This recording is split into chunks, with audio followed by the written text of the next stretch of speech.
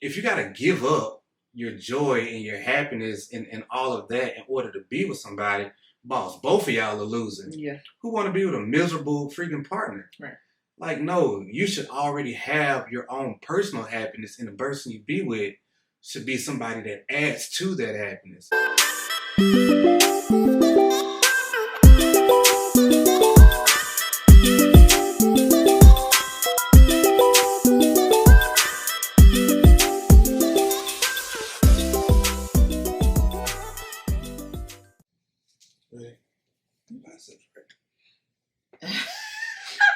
They always look great. Thank you. All right, my love, my queen. So today's big question is... He lost it. I lost it again. See, and if you would have pulled it up on your laptop, we wouldn't have it. Anyway, we're going to start taking from the top. Okay, here we go. I got it. All right. So, baby, today's big question is, are you willing to compromise your happiness for a successful relationship? No. Explain, that's please. the quick, like, that's the, like, quickest simple, answer ever. The simplest answer. I'm trying to play, babe. Let me know. If I have to compromise my happiness, then the relationship isn't successful. Like, there's no way to have a successful relationship if I'm not happy in the relationship. Right. Like, it just doesn't match. You know what I'm saying? Both parties need to be happy in order for the relationship to be considered successful, in my opinion. Right. Compromise.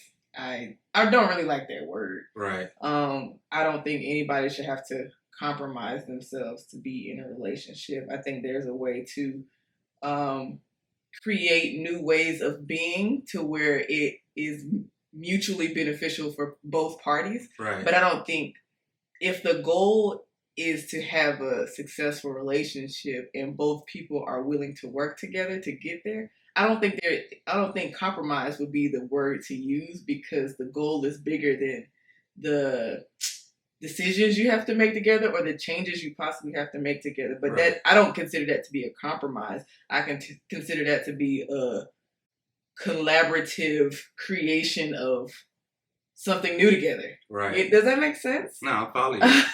Like, I ain't gonna say it's a stupid question, but okay. Yeah. But anyway. So story time. Okay.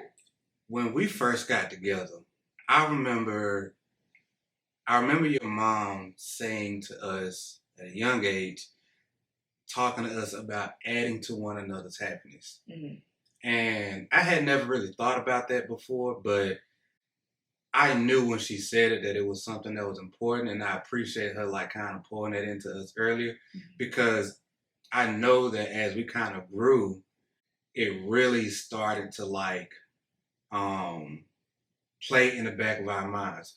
Because in the beginning, I was pursuing you, and I wanted to have this relationship with you, not necessarily in a romantic way, in the beginning, but I knew I wanted to have you in my life. But that was because you made me happier. Like, I was already looking for a happier version of myself so I could be happy with myself. So I was already doing the self-work. But then when you came into my life, you added to that happiness. Right.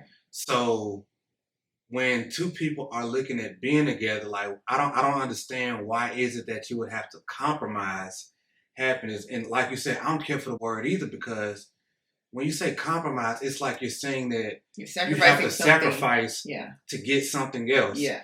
And it's like, well, that's not a sacrifice. Right. Like, in a relationship, if you got to give up your joy and your happiness and all of that in order to be with somebody, boss, both of y'all are losing. Yeah. Who want to be with a miserable freaking partner? Right.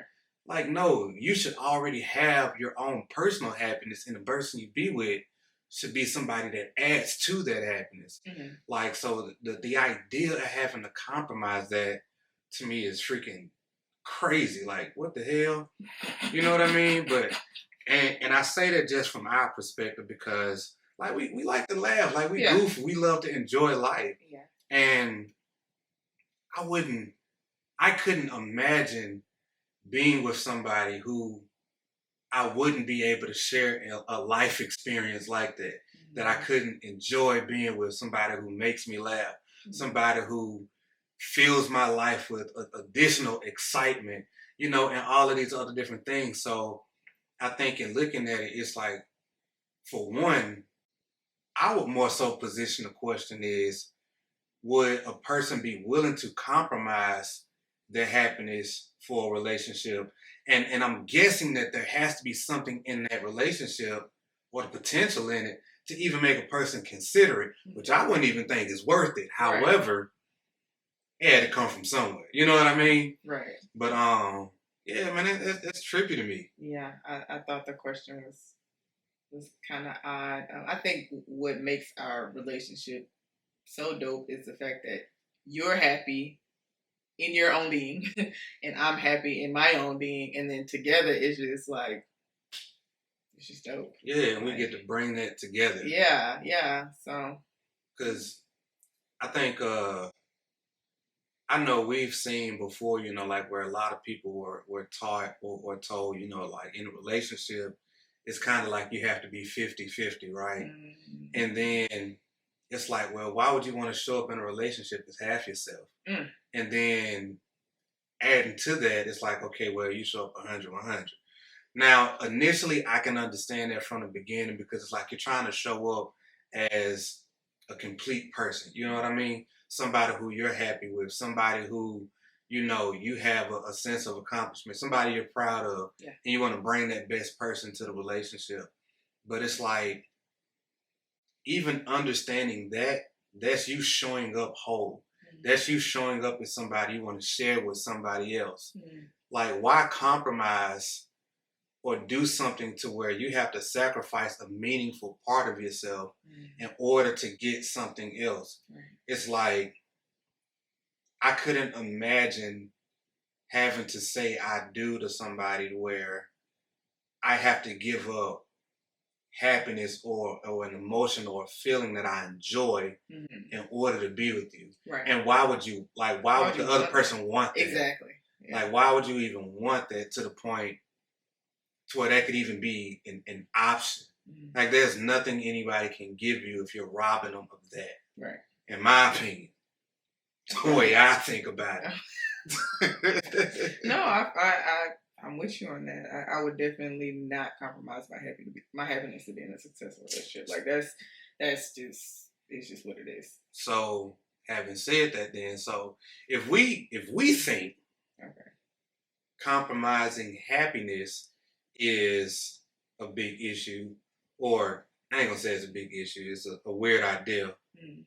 A lot of the times there's a lot of relationships, you know, where we talk about compromise, where we talk about, well, giving up this so that way you could be with another person, whatever. Under what circumstances do you think compromise, so to say, should be considered in a relationship? If it's negatively impacting the relationship. Right.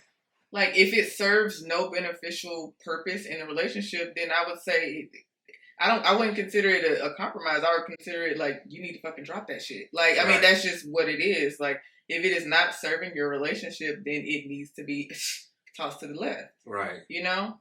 So I guess that would be my only reason for, I guess, like, compromising. Yeah. I guess. Because I don't know, like, because a lot of people like to take the fun out of relationships. Like, that shit is lame. Like, why would you want to sacrifice any portion of how amazing life could be, you know, in order to be in a relationship where you don't feel like you're getting even more added value? Right. So it's not like you're losing something over here to get something of lesser value. You're giving up something of lesser value to have something of higher value on the other side. But if you feel like if you feel like a relationship, if a person is feeling like a relationship is robbing them of something that they value, then you probably shouldn't be in that relationship. Yeah. Because you value that other thing more than you value what you're gaining.